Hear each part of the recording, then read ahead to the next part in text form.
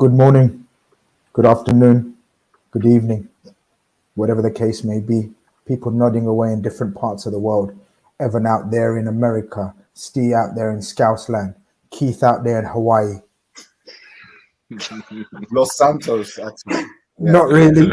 No, Los not Santos. really. Not really. But it is what it is. Listen, thank you very much for all tuning in. Hope you all liked the stream as you come in. I'm so sorry we're not on our usual time today. I bet you can't work out which one of us was watching Love Island and didn't want his Love Island flow interrupted. But it is what it is. Hopefully Steve Plunkett will get over it. We had to give him. I recorded it, mate.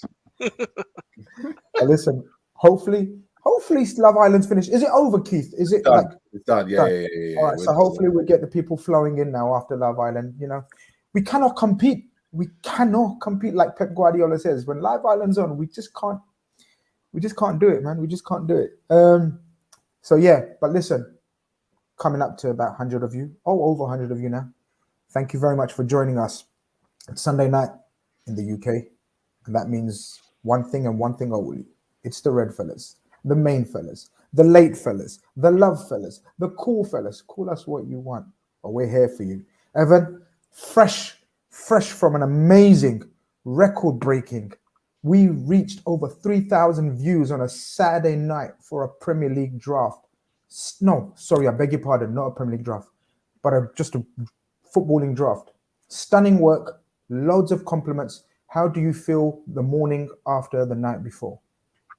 It feels great. I'm glad there's such a demand for it. I'm glad, the participants enjoy it. I'm glad the chat enjoys it. And to see the voting be so neck and neck as things stand, that makes me feel good because it means I delivered a pool full of balanced and fair options. But there can only be one winner. There can only be one winner, but I like it when it's close. It makes me feel good. It's amazing. I don't know how it's close. Steve's accusing me of skullduggery. I haven't done anything. I haven't done absolutely anything. I've played by the book. The voting is the voting. People need to get over on my Twitter and check out the voting and vote if you haven't already. It was a stunning draft. I know you've been busy. I know you missed it, Keith, but it's something that you really need to get involved in, man, soon, because your footballing knowledge will mean I have no danger of finishing last. I'm hurting after the last draft. But congrats, man. Honestly, to see that grow, Evan, from when it started to what you created there, all hats off to you, bro. Respect, major respect. I'm glad everyone enjoyed it as well, and it's so neck and neck. So yeah, I'll keep my football knowledge to the basics. Steve was the professor yesterday. He thought he had it all in the bag until the voting started, and I think you're a bit tense now. With a couple of hours to go, I think there's a couple of hours to go. So anything can happen. I'm not tense. I did say Twitterverse would be. What's the word? What's the word to describe how you feel right now? Disappointed that Twitterverse has gone for a flaky midfield over mine. How on earth does that happen? You know. We said Listen, it. It's all good. It's all good. Whatever happens, it's all good fun. I don't really care. It's great banter. It was good fun. What was you going to say, Evan? We said what? I was going to say, hey, we said it because, right as we ended the stream, right after we were digesting everybody's team, we said, the logic that we've come up with now means nothing once we send it out into the jungle that is Twitter. And the jungle is a wild place. Always. And didn't I say that, Evan? Didn't I say that? I said, once it gets out into the Twitter sphere, forget all these formations and names, and you think, oh, he has certain qualities, and there's a balance to this. It's got to be tactical selection on Twitter. Keith, I'm looking through the teams right now. No, what is the story of your shirt? Yeah. What's the story behind your shirts? What is the story behind my shirts? Do you know what it is? I've always been big on loud colors. Always. Is there a theme? There's a theme, right? Like I didn't call you Y50 for no reason. No, like for me, like the theme is I'm on summer holidays.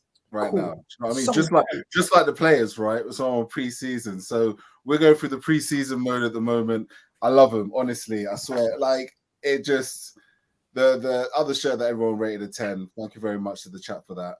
Definitely a Miami. Okay. By the way, I've got the shorts for this shirt as well. So if you catch me in Italy in a couple of weeks, looking like Miami Vice, give me a shout. Can we get an out of 10 rating for Keith's shirt? Can we get this man to stand up and do a little twirl so we can see the shorts? People want to see the shorts. The shorts. That's to come. This is okay. Little teaser. What a Listen, tease. shout out to Liam, latest member of the YouTube channel. You're a legend, my friend. You're an ultra, actually. The technical term, the literal term. You're an ultra right now. Talking about holidays, and you're still on holiday. The players are still on holiday technically, but Evan, next Monday, we believe the majority of the players are back. How are you feeling? Refreshed? Ready to go again? Wish it was a bit extended, the holiday, or are you just fed up of all the I don't even know, I don't even want to call it toxicity, just fed up of all the mood swings everywhere and just want to watch the Reds play football again? Where are you feeling? How are you feeling? You know, my friend recently took a break from using dating apps. She said she was done with the toxicity and the stress of it, and she just wanted to take a break. And then the other day, she just told me that she re-downloaded all of them. I was like, why'd you just re-download all of them? She's like, I'm ready to get hurt again. And that's how I feel every single summer. I'm ready to get hurt again. So yeah, that's just me summarized. Had a short break from the heartbreak, but I am ready to celebrate and or get hurt again. So how are you feeling, Steve? Refreshed after the break? Well deserved? Or are you thinking a bit longer? We could have done it with a bit longer. Tell us how you feel. I've always hated pre-season. When I used to play and be a manager back in the day, hated pre-season then. As a fan, I hate pre-season. Since Twitter's become a thing, pre-season's even worse. So let's get the football back on and let's get back talking about why we come here, why we do what we do tonight. Let's just talk about the Reds, talk about Liverpool. And there's been some positive comments about the near misses coming out of the camp the last couple of days.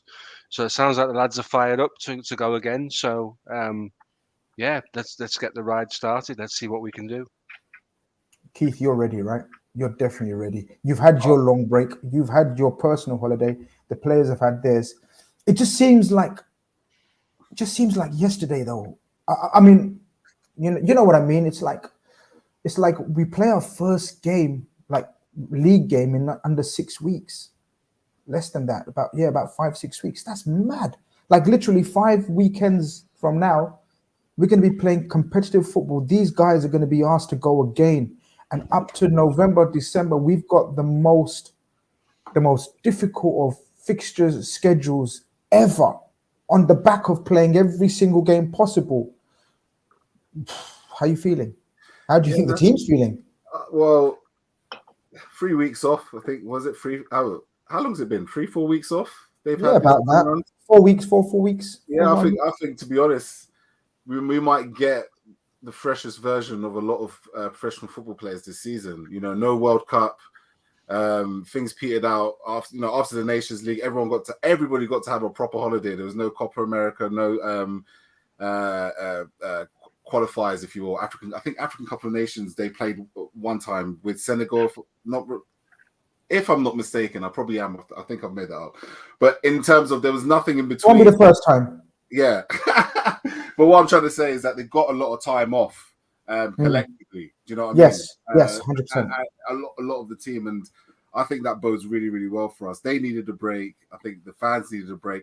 I actually quite like the culture of football players sharing what they get up to in the summer months. I think it just adds to a little bit of entertainment. Darwin Núñez revealing it all with the 6-pack showing. You know, you got Jack Grealish out enjoying himself and also putting off a fabulous shirt. So shout out to Jack Grealish in the flowery shirt gang. And it's nice to see that they're all having fun. You know, these players are just human at the end of the day. I think they more than deserve the break, but them lactic tests are coming, innit? So good luck. Oh, and you know the funniest thing is, right, lads, just when they thought they've seen the last of James Milner, right, Oh, they must have thought, you know what, we may have a different winner this season. We may have, we may have a different face on the podium. No chance. He's going to do it again, isn't he, Evan? He's going to smash the test and the fitness test. But it's so refreshing. An example set straight from the off. Someone like James Milner saying, "You listen, Darwin Núñez, you may look like a Greek, right? And so and so. Fabio Carvalho, you may be, young and up and coming. Calvin Ramsey, you may be 17 and probably the age of my grandson almost, right? But I'm still the king round here, and it's a brilliant feeling to have when you've got someone like that amongst your ranks for Jurgen Klopp. Absolutely. He's an example in so many ways. I guess specifically when it comes to the lactate test, it's sort of like, hey, do you still want to be performing at this level, be in this kind of shape, be in this kind of squad at the age of 36? Well, conduct yourself like I've conducted myself on the pitch and off it, and this could easily be you.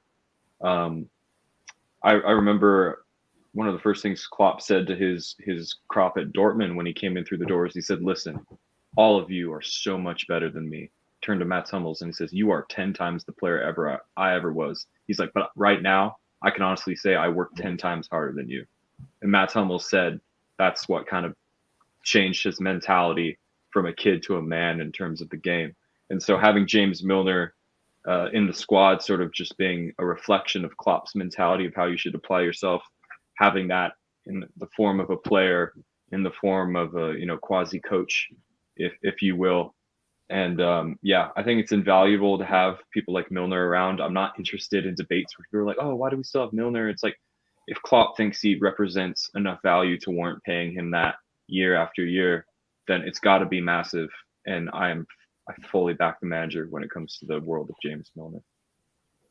Steve, are you a fan of, and do you appreciate the condition of the players? Like me and you back in our day, we used to look like this.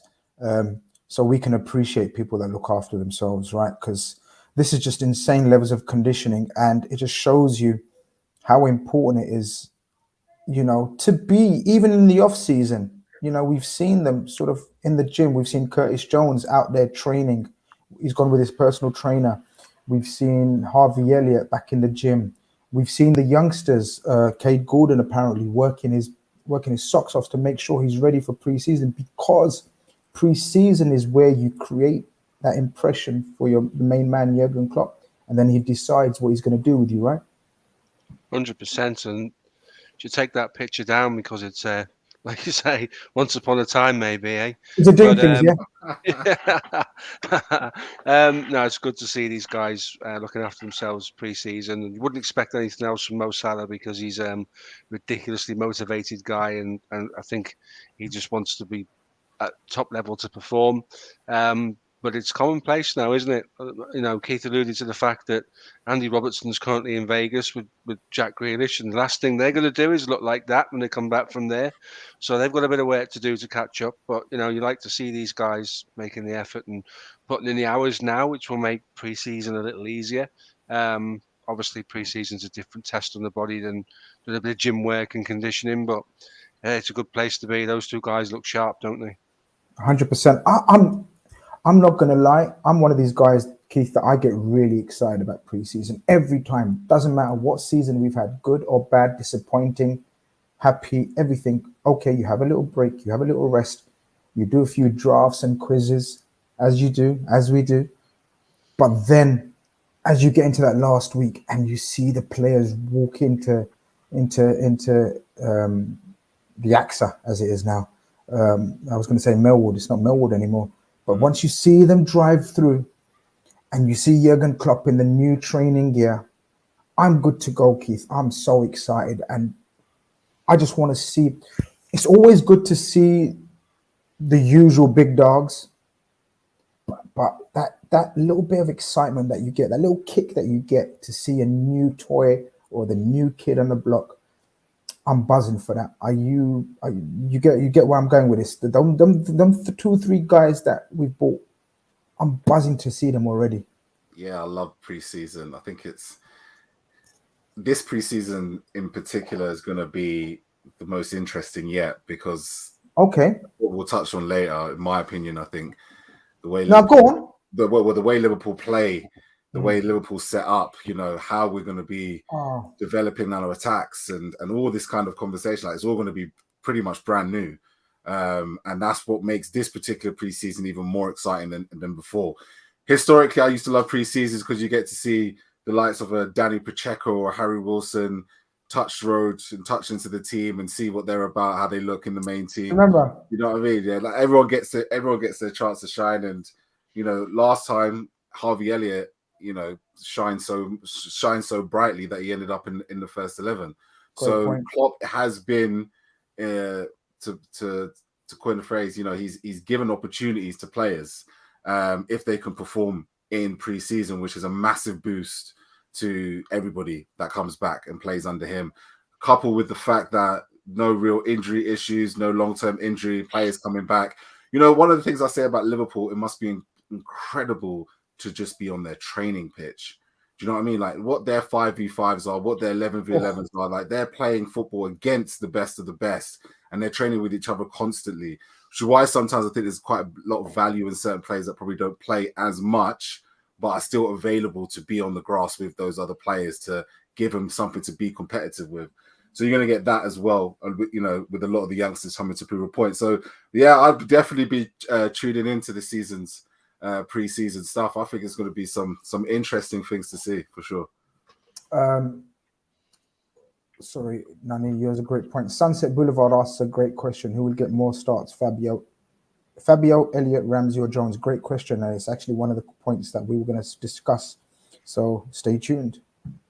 So Evan, I pretty much, or maybe I haven't given away who I'm really looking forward to seeing. But if I had to ask you 2 players, only 2, I know you're looking for many more. Looking forward to seeing many more, but I'm going to restrict you to only 2 players that you're really either excited, intrigued, or fascinated to see. Any one of those options. It doesn't have to be excitement. It can be intrigue, and it can be fascinated to see what state they're in, or what mental shape they're in, or how they're going to perform. 2 players, my brother. I think for me, it's undoubtedly Fabio Carvalho and Harvey Elliott. Before his injury last season, Harvey Elliott was getting starts in big games in midfield, which, took us all maybe by surprise. Perhaps we thought of Harvey Elliott as a front 3 player, but maybe Klopp sees him as more of a creative midfielder. And, he really showed some extremely promising signs in midfield. Then he had that untimely injury. And, by the time he got back, the season had reached a point of seriousness that we couldn't bed him in such important games. So I'm intrigued to see how he's bounced back, whether he's still considered a midfield option, whether he will be getting starts, because if the rationale behind waiting to sign a midfielder until next summer is Elliott is ready for the top level now, and everyone in the coaching staff agrees with that, then that makes me feel good. But of course, I need the visual confirmation. He needs to pass the soccer god eye test. So I'm going to be looking at him closely. Fabio Carvalho is a bit of a question mark because I'm wondering 2 things. I'm wondering just how much he'll play, and I'm wondering where he will play. Because when he was officially announced by the club, Paul Joyce in an article said that he's seen more as a forward option for the upcoming season, but the long-term plan had the word midfield in it. So I'm going to see whether that long-term plan is accelerated to this season. I'm looking forward to seeing where in the front 3 he plays. I think out of all of our business we've done so far this window, I've spent the most time researching Fabio Carvalho, even more so than our 70 million, 80 million pound man, Darwin Nunez. So I've done tons of research on him. I think Carvalho is undoubtedly ready for the highest level. And I also think that had he not been out of contract this summer, and we'd actually had to fork over more than 5 million for him. Probably like 20 or 30 would probably be the going rate for a player like that. Perhaps our fan base would be feeling a little less disgruntled right now. But yeah, very excited for Carvalho. I think the ceiling is there, and I'm very excited just to see how ready for elite first team football Harvey Elliott is. Steve, you can copy him if you agree with him. Not copy, sorry, that's a silly word. You don't copy no one. You're the perfect student. People copy you. But you can agree with him, or you can have your own fascination on intrigue in certain players. I actually like Evan's choices. Carvalho, I don't know. Can I say Carvalho? No, Carvalho. I always thought it was Carvalho. Is it? Because I just remember Ricardo. I just remember Ricardo Carvalho from Chelsea, and they said Carvalho. Yeah, that's the correct pronunciation, isn't it? Carvalho. Go on, you say it then if you think you're so clever. Go on, say it. Carvalho. All right. You've all just said it in 5 different ways in 5 different. The L's silent. You don't say the L in Carvalho, so you drop the L. Hello. Hold on, here we go. Always someone who corrects us. Carvalho. Fabio Carvalho. I've been saying it. I think Fabio Carvalho is going to be an absolute star. Absolute star. I'm so excited to see him. But we'll get into why and how and what. But Steve, your 2 players that all of the others reasons why I said I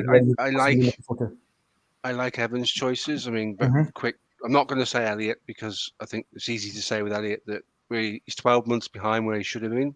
So maybe we just reset the clock and we do it again this year. God forbid, no bad injuries, and we see what this boy can accomplish over the season. But I am genuinely interested in Carvalho to see. There you go, another pronunciation, to see how he does. Yeah, exactly. And where he fits in. But we'll talk about that when we do a little bit of formation stuff later. And obviously, I'm interested to see what happens with the new boy, Nunes, because it changes the dynamic up top. And there'll be a bit of a interchanging with I think, Diaz in terms of the runs they make. So it could be quite interesting. He's got big boots to fill. They've tried to play down. He's not Sadio's replacement, but the rest of the footballing world sees him as exactly that. So, yeah, he's got some boots to fill, but he's a very confident young man. Like I said in previous shows, when he came to Anfield, he turned up big time. He was by some distance the best player on the pitch. And Van Dijk has come out and said he was really difficult to play that night because his movement was great. He's a powerful boy. He's fast. He's skillful. Not ones you want to play against every week. Well, the good news is we don't have to because he's in our squad. I like forward players. You get a Torres vibe off him in terms of the things he does. So if he ends up being 50% of top draw Torres, we've got special talent on our hands, and that's only if he's half as good. But I'm sure he'll step up to the mark. This is his big opportunity, and I want to see him take it. So I'm really interested to see what Darwin Núñez does. I like that. Who was the other one?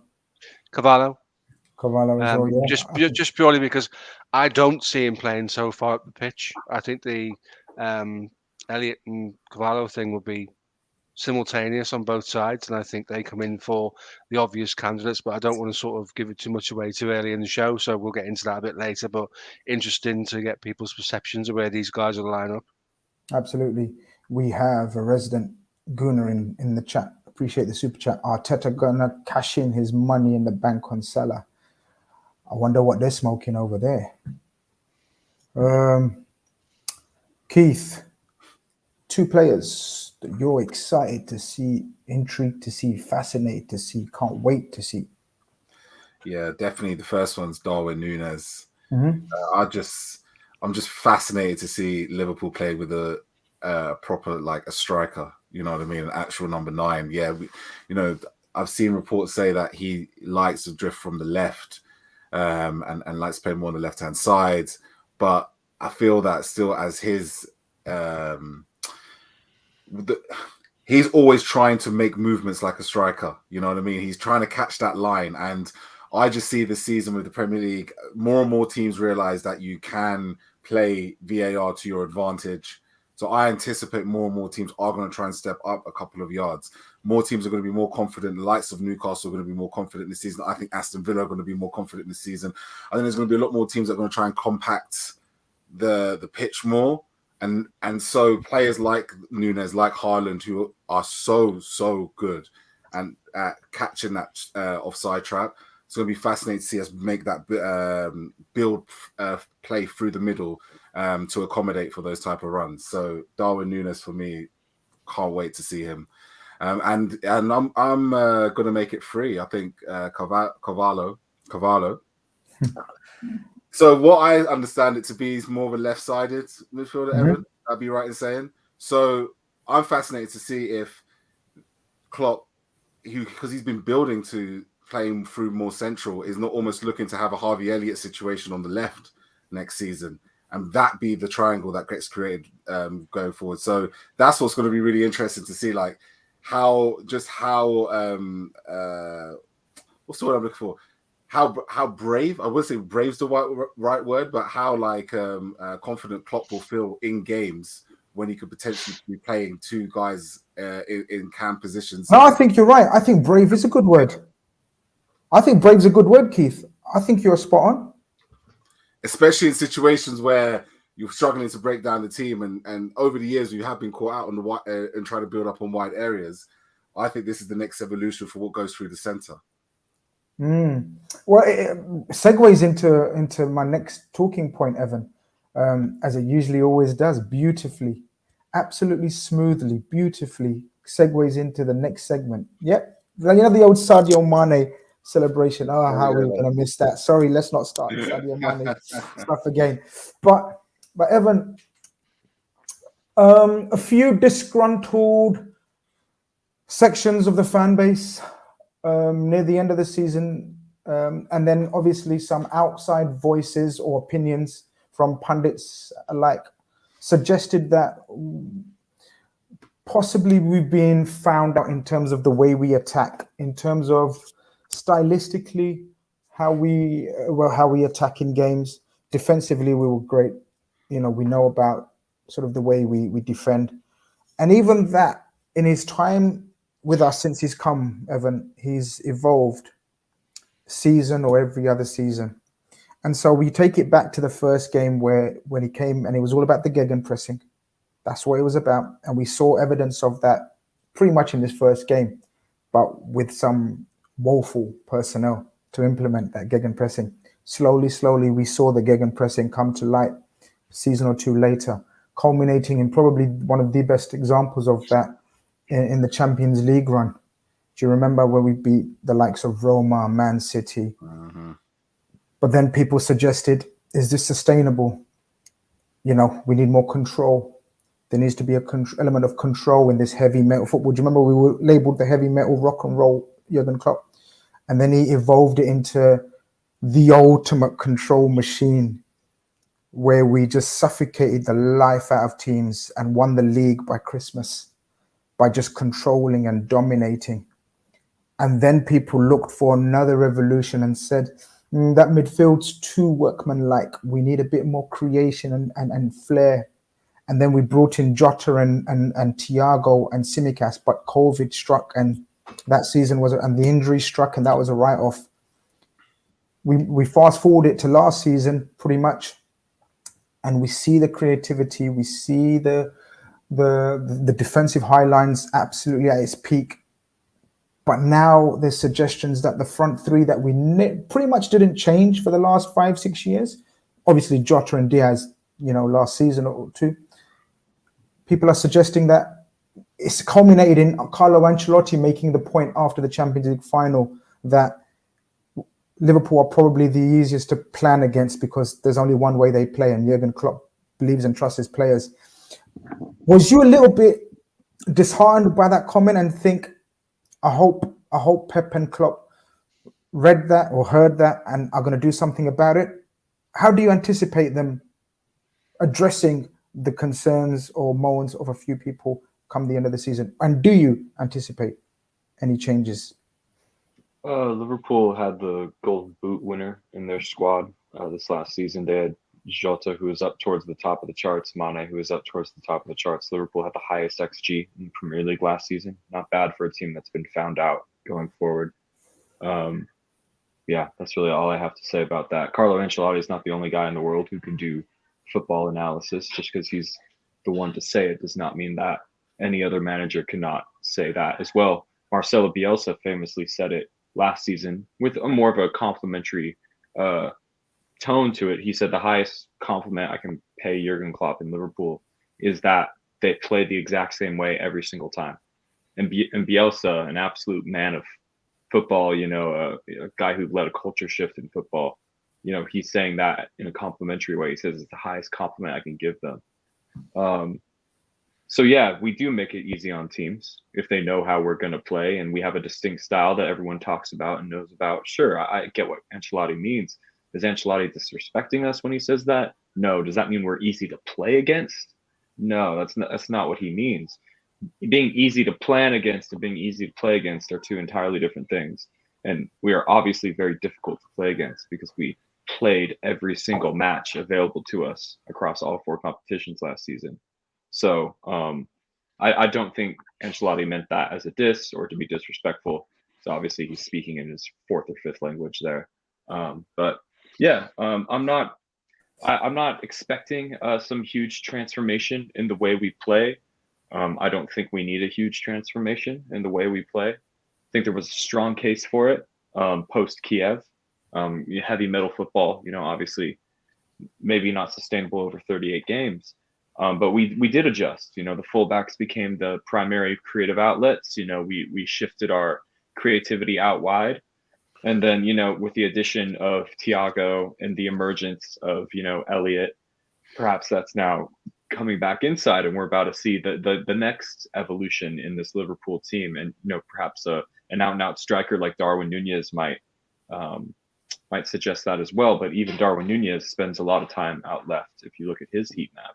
So, yeah, I'm not particularly worried about what people say about Liverpool. We always seem to make the right adjustments, and I don't think a guy as classy as Carlo Ancelotti meant that in a demeaning way at all. I think, Steve, and I've said this before as well on many a show, Conroy and Keith hopefully remember, but I genuinely think we're very unfortunate with the way that season panned out, where COVID hit us. And not only COVID hit everyone, but the injuries, the serious injuries that we had, like 7, 8 throughout the team, that season-defining injuries. Because I think that was the season we were meant to dominate, obliterate the season again, coming off the season before. And I think we're 1 year behind the next evolution, if you know what I mean, Mark II, Liverpool 2.0. We're playing catch-up, I think, which is my opinion. And I think I'm like Keith, I think we're going to see not major, but significant enough changes to the way we play for people to notice. And I think the signings of Núñez and Carvalho will be key to that. Obviously, we tried to bring in a powerful box-to-box or DM type in Tchouaméni, which further indicates that we were maybe looking to play a different style, but we will get into that. But in terms of, do you envisage minor changes, or do you envisage a significant change like I do? How do you see it? And would you like to see something different, or do you know what I mean? I think there will be changes. I think if Harvey Elliott had stayed fit and not had the serious injury, then he would have been playing more on the right hand side. He offers a different dynamic to Henderson. He gets closer to the front line. He looks for cuter, sharper balls into feet to open up defences. We know Henderson's stock ball is play it back to him and he chops the ball across the box and hopefully someone gets on the end of it, and they do. And that's great. Henderson has played a key role in the side for a number of years. There will be changes for me, and there needs to be changes. I think at times with the midfield we play with, we can be in a straight line and we can be a little bit deeper than we want to be. We asked Thiago to step forward and do a little bit more creativity. Yeah, it's perceived our biggest threat comes from down the right hand side, which isn't where Thiago plays. So sometimes if we get joy down the right hand side, Thiago doesn't see as much of the ball as maybe he would like or we would like. So I agree. I mean, both Keith and I referenced that you see Carvalho as exactly the same as Elliott, but on the other side. So it could be that Henderson and Fabinho share the 6, And then between Thiago, Jones, Carvalho, and Elliott, we played two midfielders as eights, almost tens at times.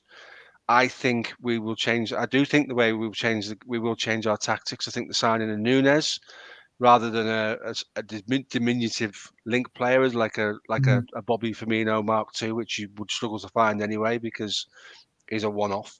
I think both Guardiola and Klopp have signalled an intent to change the way that they play and go with a sort of a man to lead the line up front. So I think we will see changes. I think we need to see changes. I agree with Evan. There's no way Carlo Ancelotti was disrespectful to Liverpool. He was right. He neutralised spaces on the pitch that we wanted to get the ball into and we couldn't play. The last 20 minutes, he sat back and said, right, give the ball to Fabinho, give the ball to Henderson or whoever was in that position on the edge of the box, because I don't think you can hurt us in the way that some teams would. You wouldn't do that with Manchester City because it'd destroy you, but you can try it with Liverpool because the midfields have got a different impact. So I think there will be changes. It's really interesting. I've suggested before on a previous show that we need to connect the midfield with the front line more because of the player that Nunes is, and maybe Carvalho, Thiago, Elliott, and Jones are potentially guys that could do that. I mean, we sleep on Curtis Jones quite a bit. The guy's 21 and he's got plenty to offer, and he will continue to improve, and he will play games this season. But I think there will be a tactical change. I think there has to be. I think found out's not the right word. Yeah. But I think if you look at the way you play against Liverpool, if you've got one press-resistant player in your back four and you can get the ball out to the right back or the right side of midfield, the switch is on every single time against Liverpool because of the way that we play. And it was Real Madrid in the quarterfinal of the Champions League the year before that really identified that as a tactic. Admittedly, we had two young lads at centre-back who wouldn't be there, but it's still an option. So I think there will be changes. I think the Champions League final, not so much Ancelotti's comments, but our inability to change the game and create openings when we really needed to, when we needed to chase the game, will be the front line, the attacking force 2.0. I do expect to see a slight change in shape. You mentioned Curtis Jones. I'm going to get a couple of super chats out of the way. LFCR 786 sends in a super chat to appreciate the support. He says, this is Jones' most important season as a player in his career so far. Really want to see if he's matured his game, because if he doesn't, he'll be gone, in his opinion.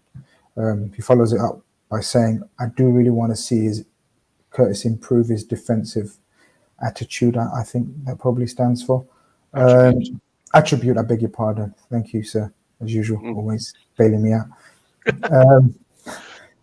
Liverpool's 12th man. Appreciate the support, and Liverpool always appreciates the 12th man support. Says low block is our kryptonite. Bobby as our 10 is the answer. Keith, what do you think will happen? What would you like to see happen in terms of any tactical or formation or personnel changes going into the season? Almost done it on mute, but I saved myself nicely. Okay, you saved yourself. Very nice. Actually, there was an interesting point about Curtis Jones. For me, it's not even about his defensive attributes. I just want to see Curtis Jones play with confidence on that pitch, because he has got so much skill, so much God-given talent. Like, if he could just be confident enough to pull that off on a regular basis, then I think he's going to create some insane opportunities for the likes of Nunes, and I think he's going to be an incredible. I think he's so skillful, so talented, such a baller, but I think he goes into himself a little bit when he gets out on the pitch in particular situations. Just a very quick question, Keith, only because it's relevant. Why do you think that is? Do you think Jurgen Klopp's trying to change him into... Do you remember we've discussed it before? Do you think Jurgen Klopp's trying to change him into this what's the word, Evan? Keith, help me out. All-encompassing, all-encompassing midfielder. The genie. Yeah. The genie, the young version of a genie. He sees the attributes, because do you remember when Gini used to protect the ball and no one could get off him because he had close, quick control? Curtis has got that. Actually, Curtis has got that at a very young age. So I don't know. Do you think he sees that in him? I don't know. I'm just putting it out there. What do you think? You know what? I could see, could be a case of a lot of information at such a high pressure situation as well. it can cause, Liverpool are consistently playing in big pressure situations, and that alone can sometimes get you to do the simple stuff and keep things ticking along. Because you're taking so much information from the bench anyway. It's a high pressure situation. You're a young kid. I hope he grows into himself this season. I really do. And when we're talking about tactics as well, for me, said it a few times. I think this kind of like this 4-2-4 Klopp has been playing around with numerous times this season is going to play into effect. I think there will be games where he will go with Thiago, Fabinho, Henderson, sitting at the 2, and I think the likes of Carvalho, Harvey Elliott, alongside Diaz, Nunes, and Salah are going to be we're going to be a lot more aggressive in attacking situations, particularly when A, we're either chasing a game, or B, where we feel like it's a game that we're going to come up against a more low block team. I think the defensive responsibility of our 8 is going to be really interesting come next season, because as I said, I think that area, that 8 is not necessarily going to be on the right, not just on the right. I think it's going to be on the left as well, and I think they're going to have even more attacking freedom than ever before. And I think it's going to be, that's why we went for Tchouaméni, because I think we need legs in that midfield. We really need legs. What we're asking the two to do is pretty nuts. If I'm reading Klopp right in that situation, even the 4-2-3-1 I think is a bit nuts because of how high we play, and that can get exposed in its own right. But that's what I think he's going for. That's the kind of tactics I think he really is. I think he's toyed with the idea of playing much more aggressive in attack in pressure situations. And we did draw 8 games in the Premier League. We dropped significant points. We didn't score in any of our cup finals either. So, all of this leads to a situation where there's something just brewing, not something that you could do better at. You may even take away from something, you know what I mean? Like you said before, Evan, you've made the point time and again on the pods, that kind of like having the Gini Wijnaldum, having that controller, having that situation when we took that out, we allowed ourselves to become more exposed, not controlling games as much, right? I just think that we're going to be a lot more on the front foot going into this season, I think. And I think we're going to push more up the pitch. I'm going to add to that my opinion, and then we're going to get into sort of how we may think we could set up differently. LFC R786 says, I want to see a system change, but we need way more legs and pace and power in midfield, like you were saying, Keith, to play a 2. Thiago and Fabinho will get overrun in a pivot, in my opinion. Energy needed. That is something we have discussed, and obviously it seems like the coaches and Klopp are aware of that in terms of our chase for Tchouaméni. There's a very important message that I wanted to read out. One of our favorite mods, if not the king of the mods, Mustafa. Is that the king? Is that the Mustafa, the mod? Hopefully I've got the right one. End of years tomorrow, 4 A's on the line. Wish me luck, Redfellas. Gonna need it. Yous have been nothing but an absolute joy to watch all season, honestly. I speak on behalf of all of these guys, wish you all the best, my friend, tomorrow. Hope you get everything that you deserve, and hopefully that's 4 A's. Please do let us know, and we'll make sure we give you a proper shout out. All the best, son. Evan, I think we're going to play, this is my hot take of the season. Nice and early, get it in here. I think we're going to play with an extra attacker on the pitch. I'm still not sure, and we're going to discuss it now. So it segues beautifully into our next part. I'm still not sure on the formation and the personnel, but I think we're going to play a lot of games with an extra attacker on the pitch. Have you any thoughts about that? And I guess we get into the if you've got it up, we can get into it and start sort of exploring how we possibly could set up for the opening game, for example. You can take the floor first if you want. Okay. What you would be describing, Grizz, would be something along these lines. It would be a 4-2-3-1, where essentially you sacrifice the midfielder. In this case, no offense, Henderson, but it's you. And then that is probably, let's just say for argument's sake, that's Firmino. This is sort of what a 4-2-3-1 would play like. To be honest, on the rare occasions that we've switched to the 4-2-3-1 in game or even started a game on the 4-2-3-1, that is a rare occasion. I'm not a huge fan of Liverpool's 4-2-3-1. I don't think it's as fluid as the 4-3-3. I think we look just perhaps through repetition and familiarity much more comfortable in the 4-3-3. However, if you're not going to sign a central midfield reinforcement and you are adding Nunez and Carvalho and trying to give those guys game time, then it would make sense. In Football Manager, I would switch to a 4-2-3-1 because I need to cover the positions where I don't have a lot of depth, and I need to maximize the positions where I do.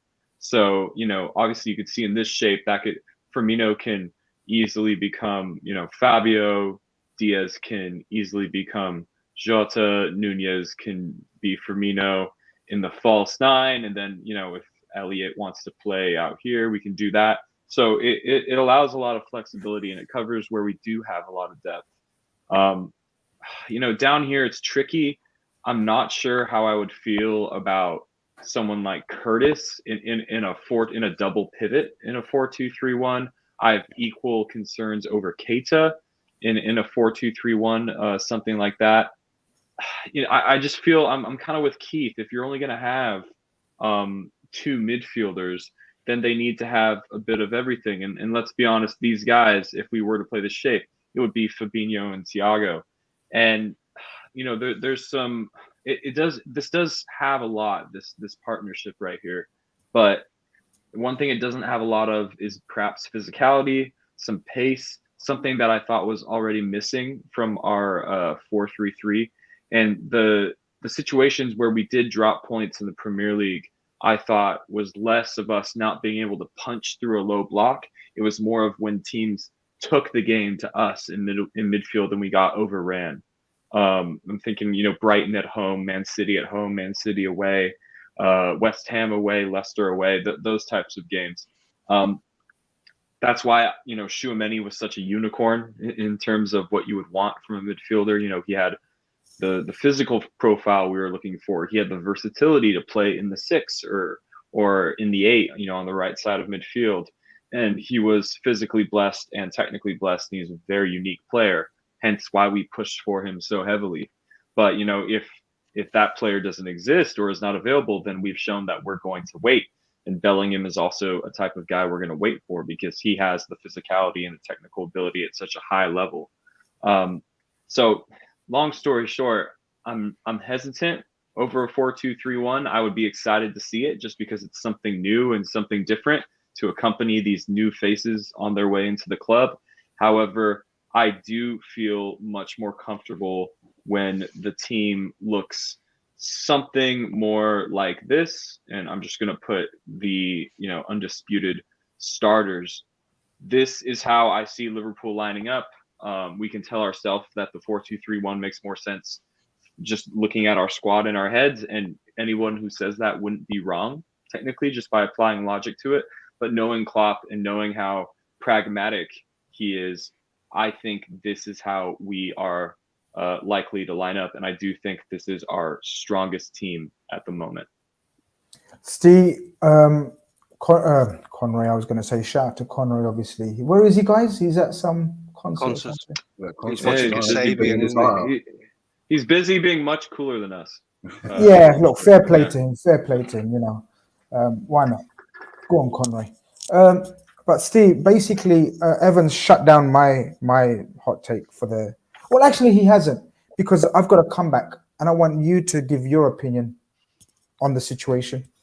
Okay. So I think I'll still stick with my extra attacker, but it may not necessarily suggest or mean a formation change. Does that work? Does that make sense? Because for example, we can stick with the same formation, Evan, but we can see a more aggressive role given to a Keita or a Thiago, as opposed to when we see Henderson, So, for example, if you could bring in Henderson instead of Keita, please, sir, and then we have Jota up front. What we usually find is Hendo is a facilitator for Salah and Trent. I think that role, Steve, in my opinion, I think that's going to be adjusted. Whether it's on the right or the left, open to debate. We open the floor. Keith and Steve and Evan come in.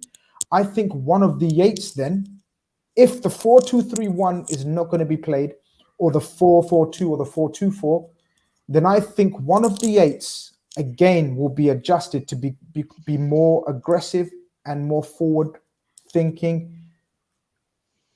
I think that could be what I'm getting at as well. What do you think? Grizz, I want to caveat that real quick by saying what we did see at times in games where we had 90% of the ball, which is a lot of the games, when we're trying to punch through a low block or a not very adventurous team, what would happen is we would start to see these triangles form. And what would happen more often than not is Henderson would operate down here at the base of the triangle. And if you look at Trent's heat map and just watch back some of the games, he ends up in this area quite frequently when we're trying to punch through a low block.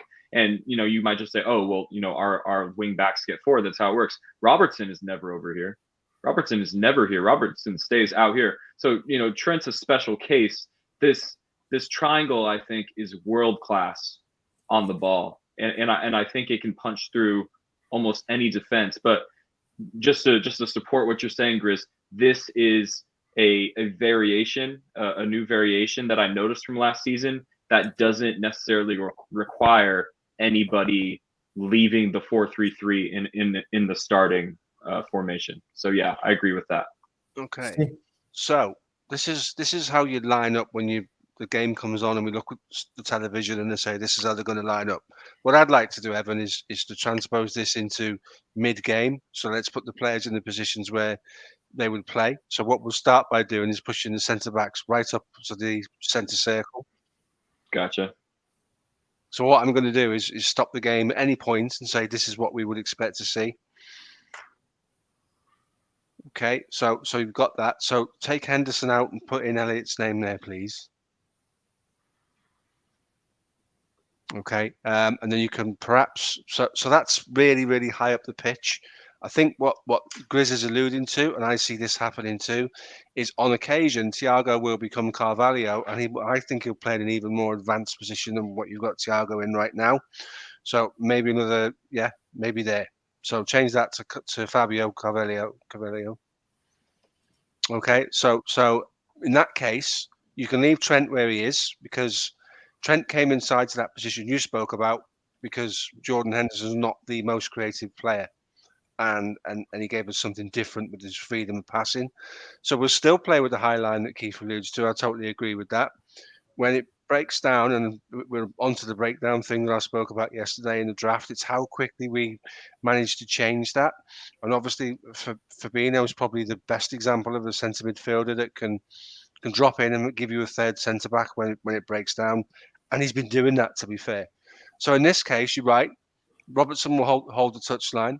I think Fabio will push up and play somewhere between Diaz and Nunez in a much more advanced position. This gives you your extra attacker. If you stop freeze frame that now, and then in November stop and freeze frame what Manchester City are doing, they'll almost be identical because what you've got there is you're creating angles to kill people. What we've done previous to that is you could, don't do it for this sake, what you do is you pull Elliott and Fabinho back a little bit, Elliott and Fabio back a bit, and then you've got a disconnect between your midfield and your front line. But because you've got a more orthodox number 9 that will run in the channels and swap with Salah and Diaz from time to time anyway, you've got to have a space filler in the area on the right-hand side in advance of your more protective midfielders for me. And I think that's, for me, why we've identified Carvalho as a sign in the summer. And I think that will grow to be his position longer term. It gives us much more variation in creating angles and opening up defenses. I think if we need a goal, this is great. Like this is great against the Burnleys. However, I would like to argue for a more conservative approach.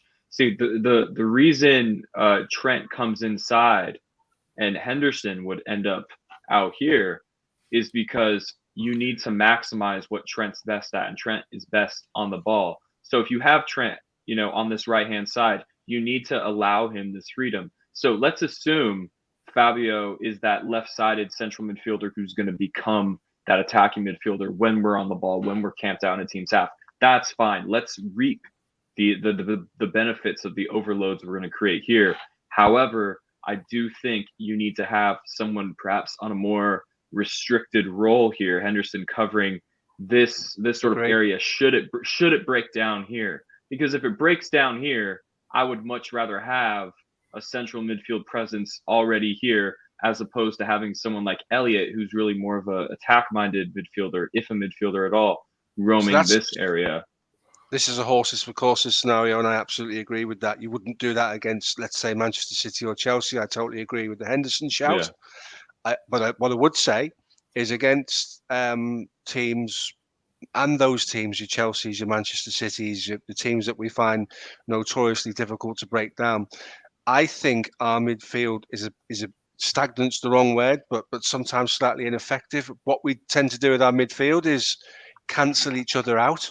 And then we go longer into Salah, and then they put Laporte on Salah's toes, and Salah has a difficult afternoon because Laporte's physically aggressive and wants to win the ball at the first opportunity. And we've seen Salah struggle a little bit with that, and that's not doing him a disservice. Laporte's very good at that. I think at the evolution of Liverpool for us to do this and to take this forward and to become more decisive is to be more, there's the word again, to be more brave against teams like Chelsea, be more brave against teams like Manchester City. I've been saying for 2 years, when you're brave against Manchester City, you get opportunities. Leeds did it with 10 men. Chelsea did it in the Champions League final, where they left someone high all of the time to distract the centre-backs. That formation there stops the likes of Manchester City engaging their centre-backs with their midfield and playing football totally in your half. Mm-hmm. You have to give these teams something to think about. And it was evidenced again in the Champions League final. We kind of had an impasse across the midfield. It was like, okay, so what do we do now? And nobody really had any ideas or any invention. And that's not a criticism. We're very good at what we do. And sometimes when we do what we do well, teams know we're going to do it, but they can't stop us doing it. But there has to be some variation from somewhere, because we're seeing it more and more now where someone watches the video back and says, I'm going to stick two left backs, goal side of Diaz and goal side of Salah, and I'm going to neutralize that space. Well, the likes of a Fabio and Elliott playing give you a little bit more incision, a little bit more, or Thiago where Elliott is, for instance. I just think we need more variation in terms of what we do when we're building attacking play. And I completely agree with you, Grizz, that we will see one more, particularly more attacking player in the formation. It wouldn't surprise me. One last thing I want to say.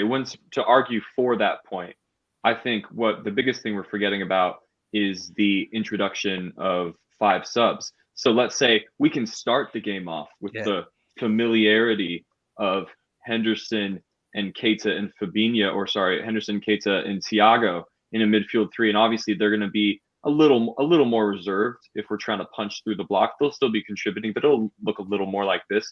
And then the beauty of it is that if we reach the second half and things are still stale, then obviously we start to adjust, and then we start to talk about what you guys were talking about. We have the flexibility to do something like this if we need to. That takes up less than half of our available 5 subs, just that switch right there.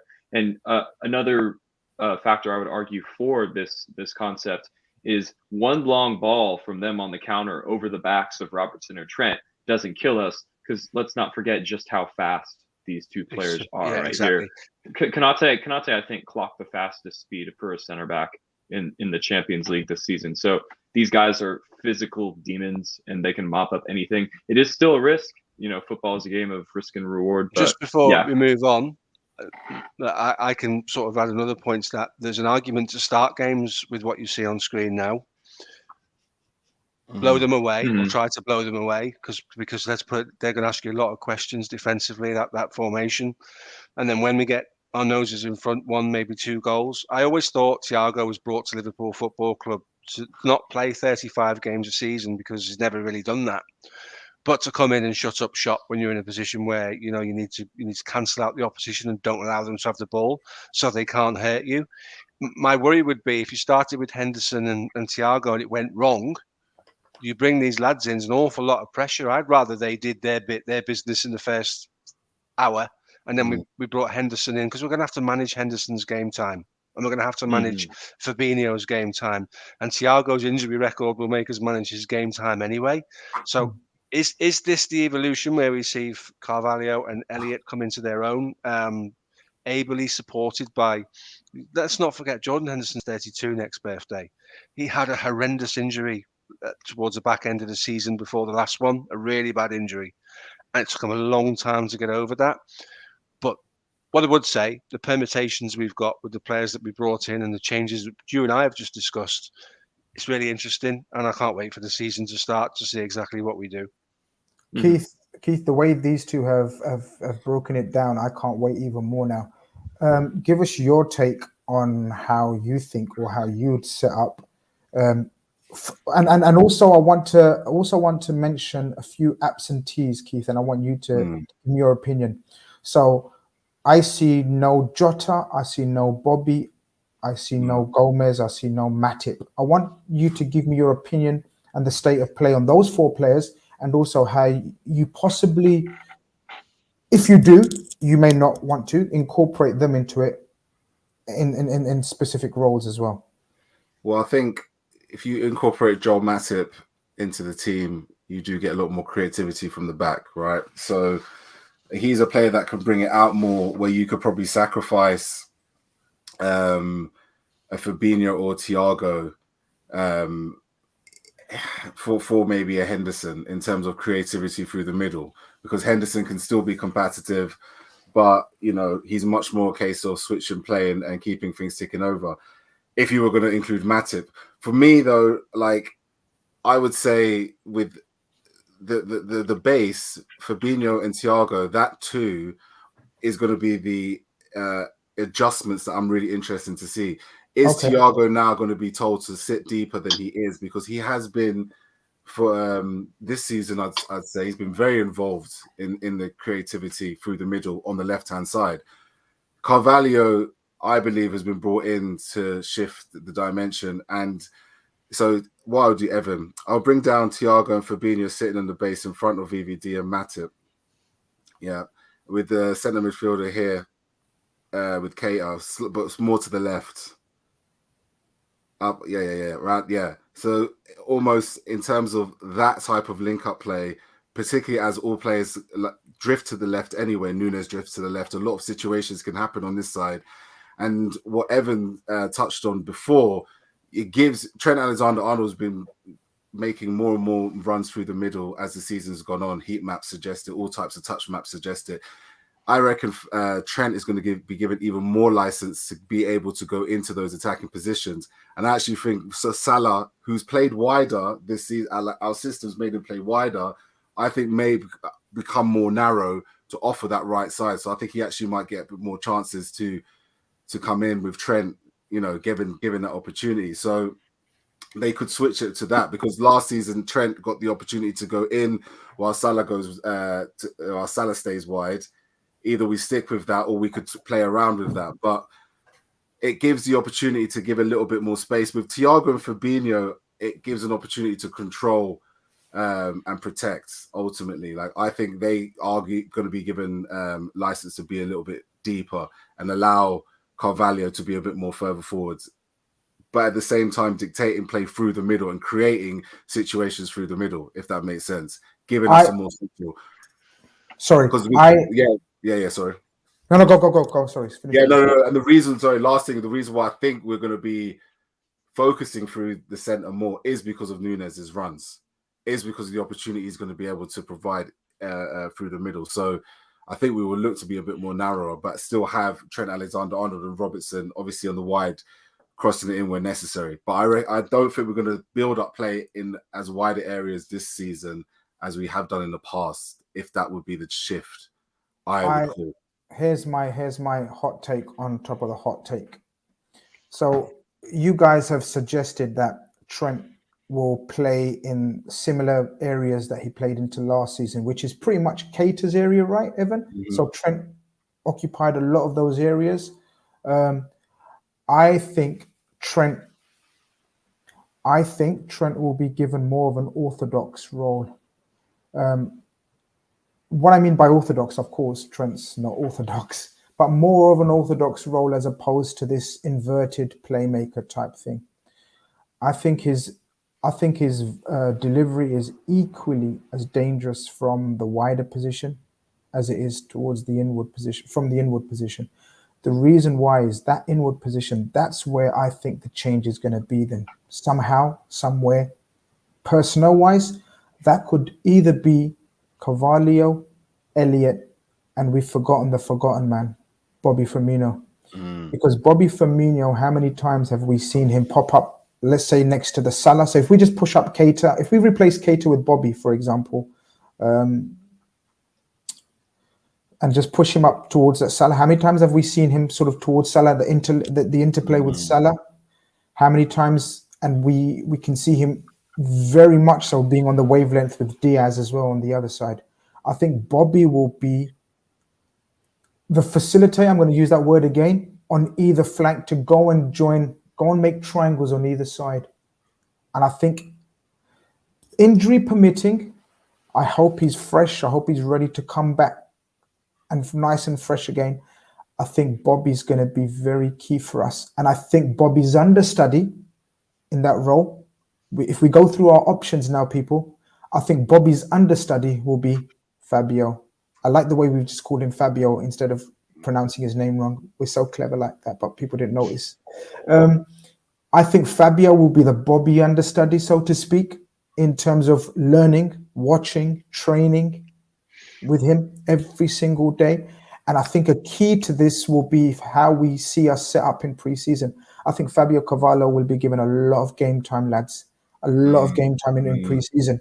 Now, the biggest dilemma and the biggest question everyone's going to ask is Salah. There's no alternative to Salah. I think Salah's alternative is Diaz. I genuinely think Luis Diaz, the couple of times he played, will be employed there. And I think Jota, again, is being slept on. I think Jota, Nunez, Salah and Diaz will be sort of obviously occupants of the forward places, whereas Fabio and Bobby would be more rotational players for that. Either if we change formation, the guy that plays in the number 10 role, so to speak, or a floaty false nine, but still with a Nunez or a Jota further ahead. And that's where the difference is going to be for us. So whereas we had Bobby as a false nine and no one running centrally, even though Mane and Salah made their money running from a wide position, I think the key difference will be Bobby or a Carvalho will have one further ahead of them. And I think that's going to be our go-to weapon or something different for teams to deal with. Obviously, everyone's going to say, well, then how do we set up in the base then? Because there has to be a difference. Because as Steve said, or I think Evan said, transition is going to be key.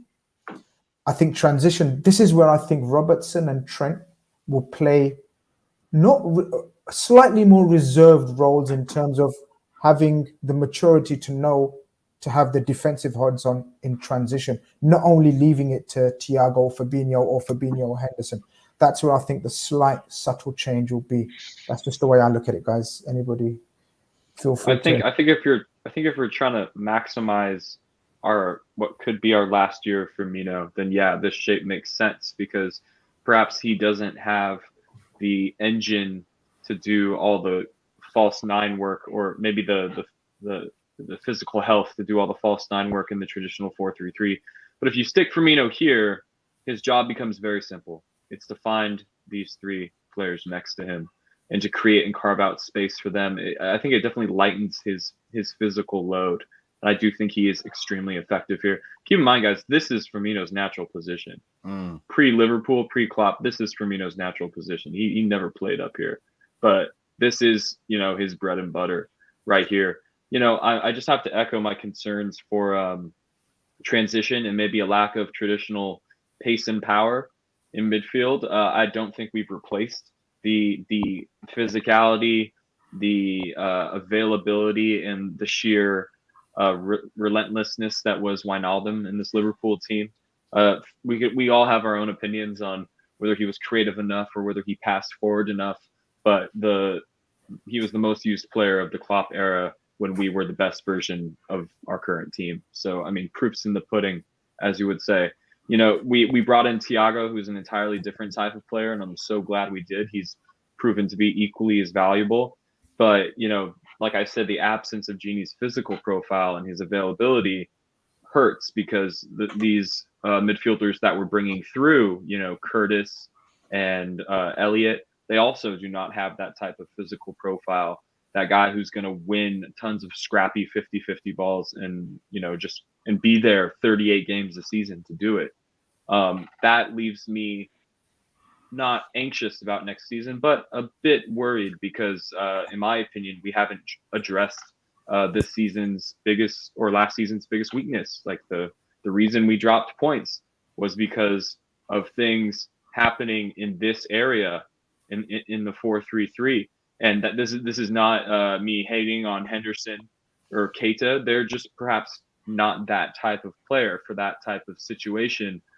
Someone like Tchouaméni obviously is, and, you know, not to take this into a grass is always greener with a new signing type deal, but I do think we're missing, assuming we play a similar way where we're trying to force these triangles in possession, and it looks more like this. I do think we're missing the type of profile that's necessary to help Fabinho out when shit hits the fan. But this is what I'm saying, Kevin. But this is what I'm saying. I think we will address that by not playing the same, by not giving the same roles to the personnel that you've suggested. I think we will have learned. I think Klopp and Co will absolutely have scrutinized that maybe, and that's absolutely fine. Even though we were magnificent and absolutely so close to immortality, as we've discussed many times, that the finest of margins stopped us from immortality. So there's no suggestion of throwing the scrapbook, you know, and starting again or fresh. I just think there will be slight tweaks, and that may come in forms of personnel, or what I think in terms of instruction. So I think that's where the tweaks are going to possibly be. I know you want to come in, Steve. Sorry. I'll tell you what's interesting is that I've sat and listened to all you guys make some really good points and well articulated as well. My worry would be in each of them we had 6 sort of defensive players on the pitch, and I don't think we can afford to do that if we're going to chase down the Manchester Cities of this world. There will be games we would have to. Who are the 6 defensive players? So if we play Trent in a more orthodox position and we go with Thiago and Hendo in a double pivot, or Fabinho and Hendo in a double pivot, you've got your back 4 and you've got 2 holding midfielders. So when you put the shape in before, where we had Thiago slightly advanced, if you like, and we had Henderson and Fabinho sitting, and you push Thiago's position up further, you can change the name if you want. That essentially has got Trent's the exception to the rule, but the other 4, Robertson will get up and down, but we still a defensive look to that team for me. It's still got a defensive shape. We will. I think we will be braver next season. I think we will take more risks and be more incisive and try and go for the kill.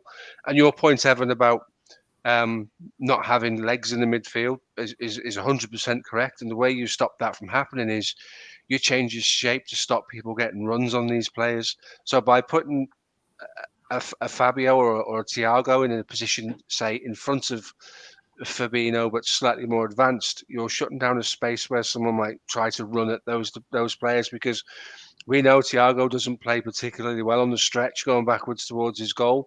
We saw that in the season, the COVID and the injury season, where he really struggled when teams broke quickly against us and he didn't look like he was enjoying his football. So by changing the shape, and it was why I asked you to put, don't do it again for this conversation, is why I asked you to put where we would be at any given point in the game rather than what they'd put up as our starting lineup. It's about shutting down spaces for people of going up against our midfield to play in. So in situation Grizz says, with Trent being more orthodox, Núñez drifting towards the left, I think Salah will follow Núñez across and play slightly more centrally because they'll become a pocket to play in, because Núñez has got a tendency to drift towards the left-hand side, in which case, if you were to change Hendo to Elliott, you've got somebody that could fill in that gap on the right-hand side as Salah goes across.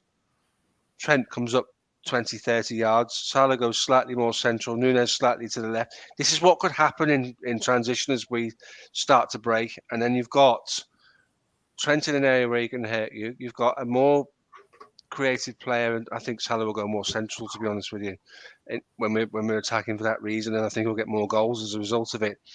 Then you've got Elliott and Trent, you've got a bit more guile, a little bit more creativity. So when it comes out to them, we're not chopping a sandwich to the back stick, hoping someone gets on the end of it.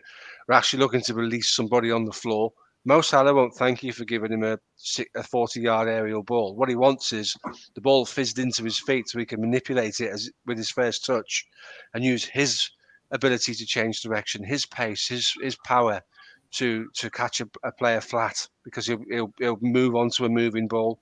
If you watch him play at his best, never receives a ball standing still. He's on the move when he takes it, and I think chopping balls into diminutive forwards, a Diaz or a Salah, if you go left and right, does present us slight problems in the final third. I think what we'll all agree on is what we suggested was, when we do, and when I said orthodox modern day fullback doesn't mean I didn't suggest that they're gonna just sit here and then not go venture forward. Of course, both of them will do their usual overlap runs and cutbacks. What I meant was they will be more wary of the ball that is played in the gap behind Trent, and sometimes in the behind Robertson, as we found out in the Champions League final. I think that will be worked on, and how that will be worked on, in my humble opinion, is by throwing an extra body in between the lines, whether it's a Bobby, whether it's a Carvalho, whether it's an Elliott, possibly whether it's a Jones. Just one final thing, I think we all agree on that when they do get the cutbacks, we will definitely ask, I think, more bodies to be in the box as opposed to just the front three. Keith, because that was one thing we definitely lacked, goals from midfield, and that's absolutely crucial, right? And secondly, who were the losers in this slightly more attacking role formation? Because I haven't heard the name Ox, I haven't heard the name Gomez really. Is there scope for change and rotation as well? We almost have to say that Ox was kind of put in that position in January, really. So in terms of to facilitate one of these slightly further forward middlemen, but not quite the striker, I think someone like Ox could facilitate that position. I really do think that it will be a 2 more than not, and I think Henderson is going to have to be the type of player that's going to have to get used to playing in a 2 in midfield as opposed to linking up as more of an 8. That's I where think so. I think so. Fully agree. Yeah, and I think the 2 is going to be vitally important. So, like you said, whoever that third man is, it can be Oxlade-Chamberlain. I think Keita suffers a little bit here in so much as you'd play him in a 3, but not in the 2, if that makes sense. So I think he can play in a 2, though, guys. I don't know what the rest of you guys think. I think his best work at Leipzig, I think it can arguably. Yeah, it will be. I reckon he'll have to play more in that too. So he might suffer a bit in terms of having forward momentum. I think there is definitely a point to be made of how we get caught out, and Liverpool have to address that, because even in games we win, we had to come back from a losing position. How many points did we win? Like 12 points or 15 points from losing positions last season, because we do get caught out quite a bit in that situation. So how do you take one but balance the other is where I see us, sitting in that 2. Who else with it? Curtis Jones, I think, would also compete with the Carvalho, the Elliott. Like we've already touched on, there's 5 subs this season. So Klopp does it in Champions League. He changes the midfield literally like on the 60th minute every single time. Right? Yeah. I would just. Sorry, go ahead. I didn't mean to cut you off. No. So I think that's going to get rotated time and again, but I do think the 2 is going to be one of the the biggest change in this system. Nunes is going to give us something that Origi gives us, but we only saw it in flashes. I thought Origi kind of thrived in being a centre forwards for Jurgen Klopp's team in kind of moments, you know what I mean, to score strikers' goals, if you will. Wolverhampton last season, that goal was a striker's goal, you know. Having Nunes to be able to score strikers' goals but give us all the in between, I think is going to be, you know, it's going to be amazing to watch. You know, really interested to see how he runs these spaces. Evan, was you going to say something? Sorry. Yeah, you know, not to take it back into argumentative territory, but in all these hypothetical situations, you know, I tried to imagine the weakness that I think, if there is a weakness that I think exists in this team, not existing, but I think we are still a profile short in midfield. You know, obviously some people are obsessed with just a new midfielder. They just want a new body for the sake of a new body. No, my argument is there's a specific profile of midfielder that I think is missing. And I still see many situations like Keith touched on of teams being able, with relative simplicity, being able to take the game to us. When we were dropping points before Christmas, I was advocating for a more conservative approach. The workman midfield, although it's not flashy, although there isn't a lot of goals or assists there, we played our most effective football with, you know, pace and power through the middle. And that, not to say, oh, things were so much better back then, and, you know, nostalgia and all that stuff. I'm not advocating for a full return to that, but just if we, the numbers say Thiago and Fabinho are our most important players. If it's all about getting them on the pitch at the same time consistently, then that person in the right-sided central midfield slot needs to be durable and physically adept. And I do not think we currently have that profile in the squad. No way. There are ways to work around that. But this is exactly, this was the point I was trying to make as well, and I totally agree with you. And I think we all agreed. Yep. I think we all at stages have agreed in the last few weeks that that's the profile of player that we thought we needed, and that's the profile of player that we tried to pursue and get. But the fact that we're not going ahead with it, it seems at this stage, suggests to me we will try to work differently. And that's why I thought today's program or today's show would be our opinions and our takes on how we will overcome that situation that hasn't been resolved in our opinion. Do you get what I'm saying? So we agree that that profile of player is missing. It seems as though the reliable journalists are suggesting that we're not going to pursue that profile of player for now. If it comes available, if he becomes available, then we will pursue it. And then I think we will pretty much play the 4-3-3 that we've been accustomed to. But I think there will be a slight tweak before that. Just the last super chat before we go. LFCR 786, appreciate, bro. He says we scored 100 goals last season. Attacking was never our problem. We lost the league because our midfield wasn't strong or quick enough. Also have no one to replace Thiago as the controller. Midfield needed. Pretty much what we've just said. And then Karan Mehra sends in a super chat. Thank you very much. Appreciate that. I think that's known as a sticker. But guys, wow, I really enjoyed that. I thought we gave, without turning into like too much statos and nerds, I think we gave a fairly relaxed idea into how we think we could set up. And I think it's exciting. I'm not going to lie. Listening to you guys give your opinions on how we could set up, I think we're going to look out for in preseason. I think that's going to be key, how we set up in preseason. I think there's going to be a few surprises. I think there's going to be players that are going to be given more time than we think or assume. And I think there's going to be a few players that we've forgotten about, like the likes of Bobby and Jota, who are going to be absolutely, what's the word, Steve? Hungry, not hungry, a better word. Help me here. Like motivated. Yeah, that's boring though.